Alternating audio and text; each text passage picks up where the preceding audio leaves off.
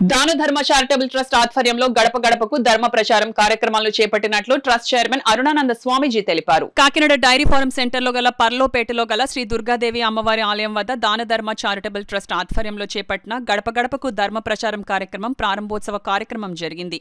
కార్యక్రమంలో పాల్గొనేందుకు విచ్చేసిన అరుణానంద స్వామీజీకి స్థానిక మహిళలు ఘన స్వాగతం పలికి పూలమాలలు వేసి ఘనంగా సత్కరించారు.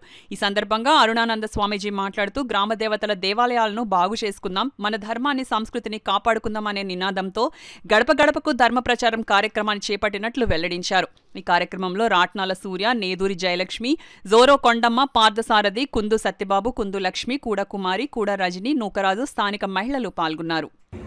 ఇటువంటి కార్యక్రమాలు మీరందరి సహాయ సహకారాలతోటి ముందుకు వస్తే ప్రతి నెల కూడాను వచ్చి ఏదో ఒక మంచి కార్యక్రమం చేయడం, అలాగే పిల్లలకి చదువుకునే వారికి సహాయం చేయడం, పేదవాడల్లో ఎక్కడైనా గుడి లేదనుకునేటువంటి స్థలాల్లో, విగ్రహాలు లేని స్థలాల్లో కూడాను దాన ధర్మ ట్రస్ట్ వారు ఇస్తున్నారు. అటువంటి ఏమన్నా మీ ఉద్దేశంలో ఉంటే కనుక సూర్య గారికి, మేడం గారికి చెప్తే వారు మీకు సహాయ సహకారాలు ఇస్తారు. జై శ్రీరామ్. జై శ్రీరామ్. అలాగే ఈరోజు ఇక్కడ చాలా మంది చదువుకునే పిల్లల కోసం చూసాం. ప్రతి ఇంట్లో కూడాను తల్లిదండ్రులు మరీ చదువుకోవడం లేని విషయాలు కాకుండా ఏదో కొంతైనా పిల్లల్ని చదివించడం, విద్య గురించి చెప్పడం ఖచ్చితంగా చేయాలి. ప్రతి ఇంట్లో కూడాను చదువుకోలేదు అనేటువంటి ఇది లేకుండా ప్రతి పిల్లల్ని కూడా చదివించడం, ఆడ మగ అనేటువంటి తేడా లేకుండా ప్రతి ఒక్కరిని కూడా చదివించడం చేయండి. మన ధర్మం గురించి పిల్లలకి చెప్పాలి. ప్రతి పిల్లలకు కూడాను బొట్టు పెట్టుకోవడం అలవాటు చేయండి.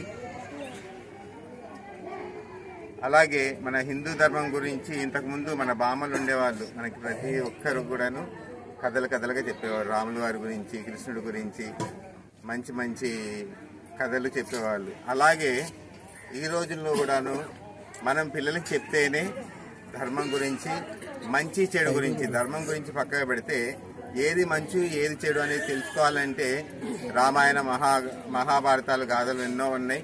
ఇవి చెప్పుకుంటూ వెళ్తే పిల్లలకి రేపొద్దున బయటికి వెళ్ళి బతకాల్సిన ఎంతో భవిష్యత్తు ఉంది. ఆ పిల్లల భవిష్యత్తుతోటి మన ఉనికి, భారతదేశానికి ఒక మంచి పేరు రావాలన్నా కూడాను పిల్లలకి చదువు నేర్పించాలనేసి అంటే మీరందరూ కూడాను పిల్లల్ని కూర్చోబెట్టి రోజు మంచి మంచి కథలు చెప్పడం, రామాయణ మహాభారతాల గురించి చెప్పడం చేయాలి.